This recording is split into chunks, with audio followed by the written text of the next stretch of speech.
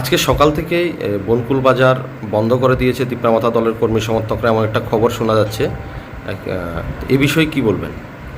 এটা আমার কাছেও বিভিন্ন জায়গা থেকে খবর এসেছিল, কিন্তু আমরা পুলিশ বনকুল বাজারও ছিল, আমরা খবর নিয়ে দেখলাম। অ্যাকচুয়ালি আজকে তো বনকুল বাজার না, দুটা ওপর বাজার নিচের বাজার, আজকে বাজার ডে না। বাজার ডেতে সব দোকানপাট খোলা থাকে, এমনিতেই বাজার ডে সারা দোকানপাট বন্ধ থাকে, এক দুইটা হোটেল বা দুই একটা দোকান খোলা থাকে। তো ওই সময় কিছু তিপ্রামাতার সাপোর্টার ওই এলাকা দিয়ে বাজার টাজার দিয়ে তারা ঘোরাঘাড়ি করছিল, ওইখানে তাদের মিটিংও ছিল বলে। তো এগুলির পরে কিছু লোক ডরে বয়ে এমনিতেই দোকান বন্ধ করে দিয়েছে। তো তারপরে আমরা এই খবর পাওয়ার পরে আমরা তিপ্রামাতার যারা নেতৃত্বস্থানীয় লোক তাদের সঙ্গে কথা বললাম যে ঘটনায় কি হয়েছে। তো বললো যে না, এমন তো কোনো ঘটনা নেই, আমরা মিটিং করছি যাতে শান্তি শৃঙ্খলা বজায় থাকে।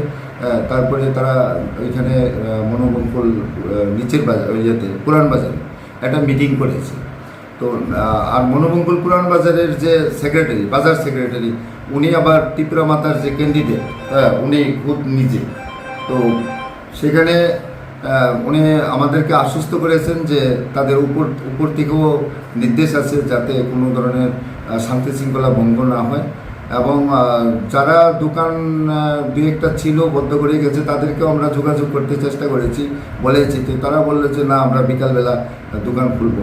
আমাদের পুলিশ সব জায়গাতে মোতায়েন আছে, সেখানে কোনো পুলিশের কোনো কমি নেই। শান্তি শৃঙ্খলা রক্ষা করার জন্য যতটুকু আমাদের করার দরকার আমরা করছি।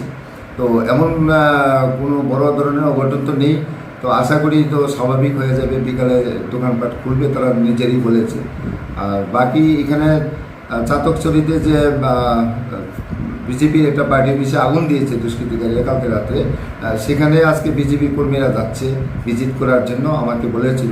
তো সেখানে আমরা সাফিসিয়েন্ট ফোর্স লাগিয়ে দিয়েছি, তারা গিয়ে ভিজিট করে আসবে, দেখবে। তো এটাই আমরা স্বাভাবিক পরিস্থিতি স্বাভাবিক রাখার জন্য চেষ্টা করছি। আর এমন কোনো অস্বাভাবিকতা এখন পর্যন্ত আমার নজরে আসে না।